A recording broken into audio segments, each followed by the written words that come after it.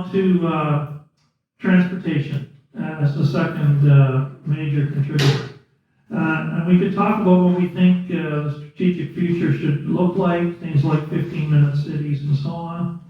But I think it's critical that we talk about the more immediate issues. That is, what are the things that we can do to change our existing transportation approaches to reduce greenhouse gases sooner rather than later? So, what are the roles of electric vehicles, public transport, walkable, rideable communities? How important is modular transportation, where a person might use a personal mobility device for part of the trip and need to safely store it somewhere, or bring it with them on public transport for part of the trip, and lots of other questions around transport. But maybe How-Seng, could you kick us off on the question of transportation and what we need to do right now? Yeah, the transportation challenge in coming from Etobicoke, where I sat and waited for a bus that never came or came way too late, many times. There's multiple aspects of the transportation piece, right? As an environmentalist and somebody who drives an EV, like for me, the first thing is it really is about transit. It really is about active transportation. We need these types of things, and especially we need solid transportation and rapid public transportation networks. So that's starting to come out a little bit, but to give you an idea as to how much of a challenge we have here in Toronto, prior to the pandemic, about 70% of the TTC's budget came from the fare box. That is the highest ratio in any major city in North America. And so when we were hit by COVID, we were hit by year after year after year of citywide budget deficits because people were not taking the TTC. The main reason why that is because people weren't taking the TTC. Prior to 1995, I think, or 94, there was actually a significant amount of funding for TTC operating costs by Ontario government that was cut, I believe, in the KAIROS years. And so Toronto has since maintained actually a really good network with very little help from higher levels of government. The reason why you look at transit systems in Vancouver and in Montreal and you're like, oh, these are great transit systems, because they get significant funding from the province. And the reason why when you go overseas to like the place like the Netherlands and you look at the transit systems, because they get a lot of federal funding for operations, right? So the federal government, the provincial government, and the municipal government, there's all these like ribbon cuttings for like the new subway lines and new subway cars and transit lines, which is great, but only the city and primarily the TTC riders themselves are funding the TTC operating costs. There isn't regular, sustainable operating costs. Every once in a while we'll get funding and stuff, but it's not like I guarantee them out every single year from the provincial and federal government at the level that we need them to be. And so I think that's important to recognize. The other thing I want to talk about, as somebody who drives and somebody who grew up here, as the city grows, there simply is not enough space if everybody drives their own car. It's just that simple. Even with EVs, I think EVs are fantastic, and cars are are fantastic solution for a lot of things. But like, for example, I have an aunt in Mississauga who's now in her 80s and she can no longer drive, and where is she going to go? Right? There isn't a really good transit network for her to get out of that community, and her kids and my cousins and I, we all live in pretty far away. So in order to provide mobility for when all of us, including myself, stop being able to drive, we need these types of systems, public systems, but also things like bike lanes that are used by people in like electric wheelchairs, for example, as well as sidewalks and things like that. So it's important for us to have a solid, good network, and we are starting to learn from the mistakes that we made in the 1950s and 60s, where we just assumed everyone would be driving forever. And that's just no longer the case. And there just simply isn't enough room if everybody drives their own car, because the average vehicle in North America has just 1.5 people in it. And it's a problem. And that's why we're seeing so much traffic here. So we need to build these alternate transportation routes so that when you do need to drive, it's not as congested because more and more people are taking these far more people efficient means of transportation, like walking and biking and like, you know, small EVs and e-bikes and transit especially. Others on transportation.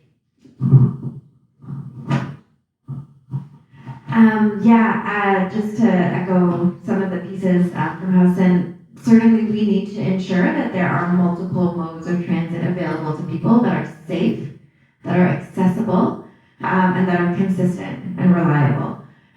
So we certainly have been experiencing our share of challenges with the TTC, specifically as mentioned. It is largely, the funding for our TTC system comes from the fare box, and that's why we've seen consistent raises in the cost to take the bus over many years, because the city subsidizes what we don't get from the fare box.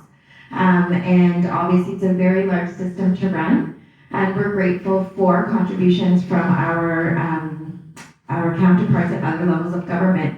But traditionally and typically what that looks like is one-time capital investments. So for example, with the part of the New Deal with the current government at the provincial level, there will be purchase of new subway cars.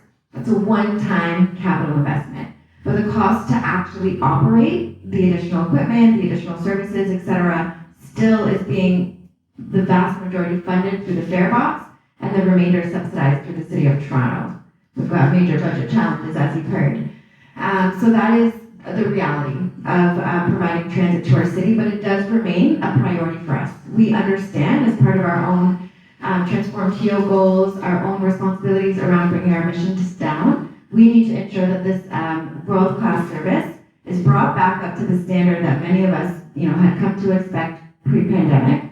And we're also not only challenged by the lack of additional options and support in terms of the funding for our transit system, but we're also still experiencing ridership levels that have not come all the way back. So that's also been a really big, it represents about a $300 million annual operating pressure on the city because of that lack of additional ridership. So I spent my morning at 9 a.m. today at City Hall actually with the TTC and as part of their formal budget consultation, looking at the numbers, understanding what the impacts are going to be, and frankly what the challenges look like. And despite the funding model, one of the things I've come to learn and understand from our CFO is the city has a structural deficit problem when it comes to our ability to fund all of the services that we provide.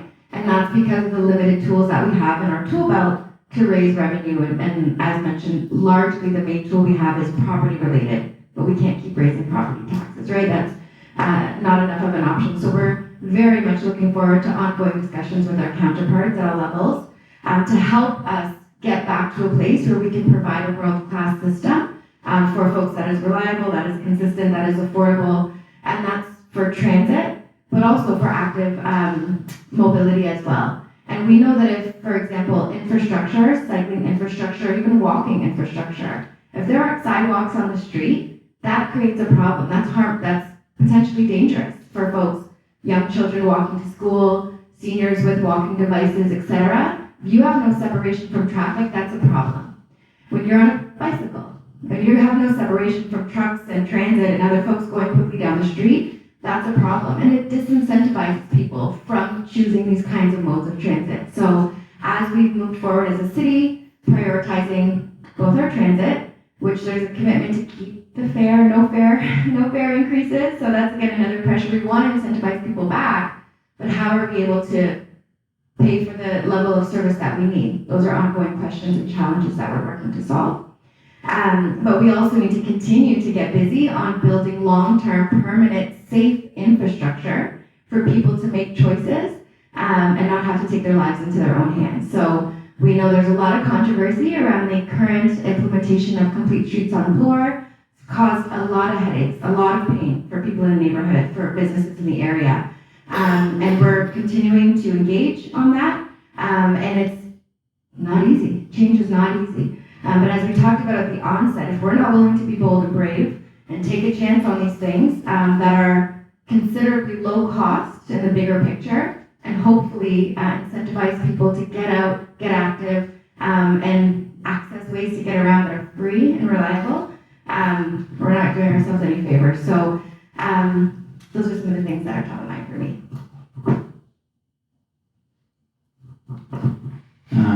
So the question, it's a broad question, transportation, a lot of different moving parts. I want to say a few things and then maybe just react to some of the comments that have been made earlier on this topic. So, I mean, obviously transit's a key component of having transit options, especially in higher density populated areas like the city of Toronto. GTA is critical.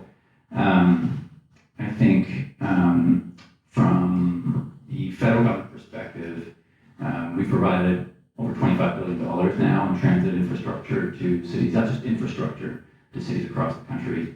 The most notable example for me is the Eglinton Crosstown West Extension, which is getting almost $2 billion from the federal government. Many of you were involved in the advocacy and work around that. That'll be game-changing for our community, but also great for taking cars off the road, getting people into transit, et cetera, and all that kind of stuff. So I'm very proud of the work that we've done there as a community in that regard. And lots of examples of other parts of the GTA and city as well.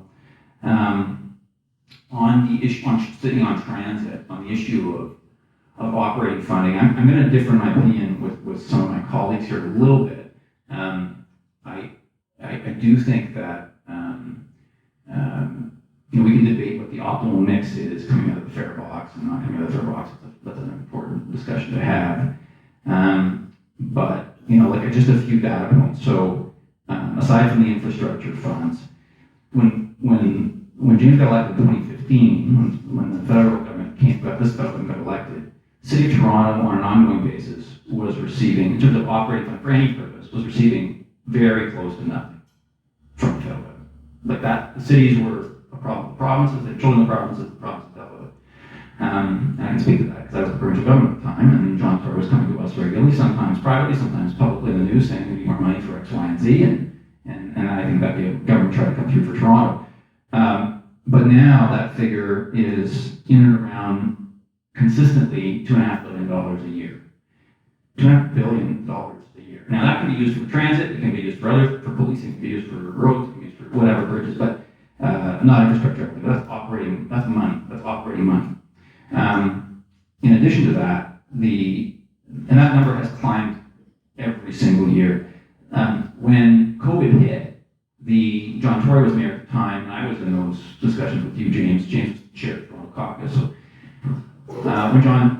when the city of Toronto was, as was described earlier, when ridership declined drastically, and the federal government came through and bailed out the city, or bailed out the TTC, right? Because the operating costs for TTC continued, notwithstanding the low ridership, right? So there are a lot of the costs of TTC are fixed. Now I have some opinions about I had some disagreements with John Tory at the time about the fact that, like I used to live in Dundas, and COVID hit, we were all told to stay home, but Monday comes, Tuesday comes, and rush hour service is running on Royal Road, and every part of I disagree with that. Montreal and Vancouver both cut back on their operating costs during that period by cutting back, by meeting demand, by adapting to demand at the time. That didn't happen. But that's I'm just giving you. But my point is, nevertheless, that was the decision the city made. The federal government came through with the funding when the government did.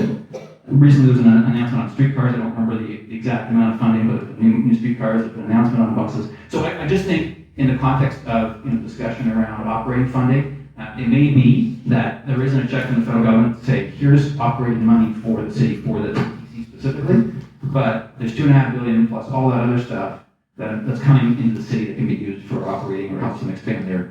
And very often what happens is the city will come into negotiation with the federal government and say, look, federal government, if you buy us the streetcars, or you buy us the buses, or you help us tunnel, the city's not paying for the construction of that Eglinton Crosstown, then we will operate it. So there's a fair exchange there that we have to keep in mind as well. That could be shared differently, and you can imagine a scenario where we said, the federal government would say, well, we'll fund part of the infrastructure if you part of it, and then we'll fund part of the operating part of it, and maybe that's it, but that's not the deal that's been cut. So I think we've been generous, I guess is what I'm saying, And that helps the city then take on the operating piece. On transportation, the other thing I would say is, so part of it's transit, but not everyone's going to be able to take transit all the time. That's just a sort of reality that we all have to, of course, I think we would all agree on that. And so part of that is EVs. We talked about electric vehicles, the requirement, the federal government's got to put in place that every new car sold by 2035 will be electric, or be non-emitting. And of course, that's great, but it's not great if the grid isn't there to support it. So we're working with the provinces to, as I talked about earlier, make sure the grid is clean, but also that the grid is there to meet that new demand. So that's a key component. And the last thing I will say is, look, and I think this applies to transportation, but I think it applies to buildings, and I think it applies to your question about solar panels. And I'm a business person by background. I used to be a management consultant before coming to office, and I'm a big believer that you measure what you treasure, right? And so that's why the Accountability Act we passed in 2021 on reducing emissions is so important. It's saying, what's our target, and let's measure our performance against that, and then we have to hold ourselves accountable to meeting. I think on issues like on everything, we need to be taking the same sort of evidence-based approach. And I think what's happened, unfortunately, is I think some of the debates have become politicized or polarized in a way that I think is frankly damaging for the cause that we all care about here today. And I think in some cases separate bike lanes are awesome. And I'm an avid cyclist. Like Amanda and my fiance, we cycle all the time. We love cycling, we love the path. Sometimes bike lanes make a ton of sense, and sometimes they make no sense. And I think we need to be focused on evidence when we make these sorts of decisions, whether it's about bike lanes or roads or subways or whatever. And I think that I would say, and I respectfully disagree with Councillor Morley on this. I think that the evidence that I've seen, the city evidence, shows that in the segment where the bike lanes were put in along Bloor, the city estimated there were about 29,000 movements per day that weren't the subway, right? I'm excluding the subway, of which about 25,000 were cars, that's 88%, and 12%, so about 3,500, were pedestrians, and 0.3% were cyclists, that's 87 cyclists, compared to 29,000 movements. So look, will putting in bike lanes increase the number of cyclists? Maybe a little bit, right? The experience the city's had with the bike lanes that are further east on Bloor, that go further in towards downtown, showed that there was an increase in cycling of 25%. So if you took the 87 cyclists that the city registers per day on Bloor before the bike lanes, then you have an increase of 25%. Then you get to just over 100 cyclists. I guess my point is to me, this is my personal view, but my view is that I think when we make decisions like this, it's really important that they be based in evidence. Are the bike lanes on Bloor Street right now reducing emissions? I don't think they are, because I see a lot of cars idling in traffic. Those cars didn't go away. People didn't stop driving.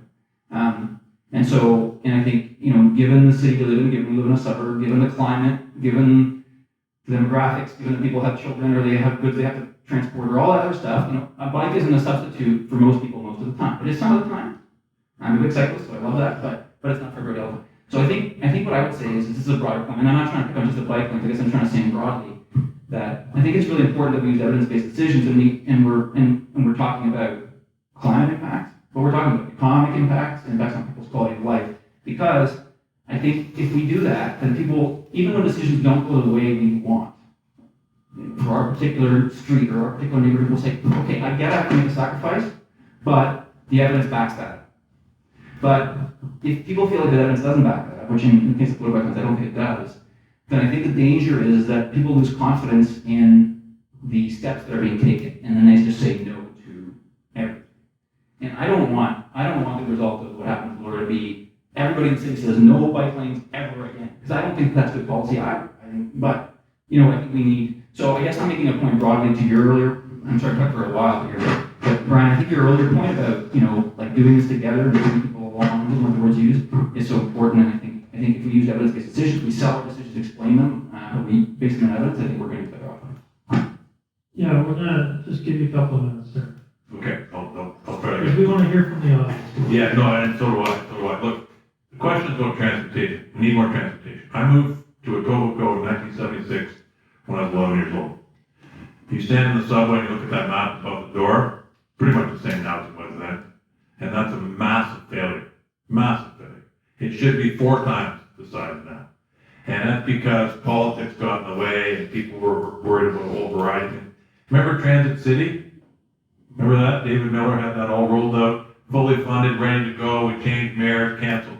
What have we done since then? How many subway stops? We got 2, 3, We need to keep building. We need to keep increasing transportation. Governments need to work together.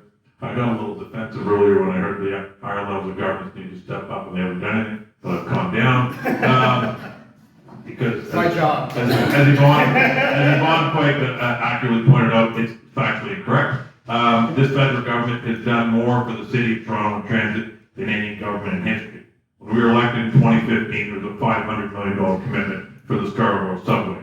We have spent 25 times that much money on transit in this city. 10.5 billion just for the new enhanced or new improved subway. That doesn't include purchasing streetcars or subway cars. Doesn't include the funding for operating costs. Doesn't include the billions of dollars for housing. I mean, what I'm saying is we need to do that. I mean, it goes back to when Prime Minister Martin was in power. He introduced the gas tax because he realized that the city didn't have the revenue tools to fund the operations that they provide. So there's a lot of massive improvements in the relationship between the federal government and the municipality recently. We need to continue doing that, but it's a 3-legged chair. It's not a 2-legged chair. That's the piece that's missing. I won't get into the bike lanes, but again, I agree with Yvonne 100%. Bike lanes have a place. I fully support them. Those bike lanes on Bloor Street are dangerous. Somebody's house is going to be burned down because emergency vehicles couldn't get there or worse. I mean, I can't go into a shop. I went into my dry cleaner today to pick something up. I was there for 15 minutes listening to about 8 different people talk about bike lanes. So it has to be done strategically. It has to be done properly. Thanks. I know who's had your ear. In the last little while. Yeah. We really quickly just want to reply to that and just to say, the City of Toronto has done significant work around complete streets and largely is a data-driven exercise with very significant consultation. And so just to say that the initiative around complete streets on Bloor was well underway before I took office. It's part of my campaign. I ran to support it, and that's what I'm doing. But to respond to that, and certainly again, we're engaging every day with residents who are just losing it over this issue. And my commitment, and we're organizing a town hall in November 2024 for anybody who wants to join us. We'll make sure to get the word out. But to have this real conversation, like, is this working? Has this had any positive net benefit to the neighborhood, or does this continue to be a sore point for folks? And do we need to revisit this installation? So that is something that I've committed to doing. And that is part of the process, right? As we learn and iterate and go along together on this journey. But are we going to consider ripping something out before we get a chance to understand what the impact is and analyze the data? Not on my watch. The other piece that I did just want to quickly touch on, because I'm still learning and I don't claim to by any means that know more than my colleagues here today. But as part of the ongoing budget conversations, and I'm also a member of the budget committee, so I'm learning a huge amount at this time. And again, this morning, sitting with TTC and Budget Chair Carol, who has been around the city for about 20 years, has spoken to the very significant capital investments. Yes, and totally agreeing with James's point there, in terms of the purchasing of streetcars, purchasing of subways. Our federal government has stepped up in those areas. But we do still continue to have a structural deficit in terms of funding the operations of the system. And that's the reality of the challenge that we're navigating right now and the conversations that we're currently having. And we do receive about $3.2 billion of federal funding, and largely that is to deliver on operating things like daycare, right? We've just gotten a great announcement, $10 day daycare. The city is one of the largest daycare providers in the city. We operate that on behalf of the federal government, and so operating dollars of that nature and around that $3.2 billion is us delivering on services that are federal responsibilities largely. So that's my understanding. That's what I heard today from my colleague, Budget Chief Carol. I'm still listening and learning, but I just wanted to put that on the record as what my understanding of the current relationship is there. Well, let's turn to my colleague Brian to run a bit of an audience interaction here. And I'll take one of the mics and walk around to people who have questions. So over to you, Brian. Thanks, Brian. So I have two Brians right next to me.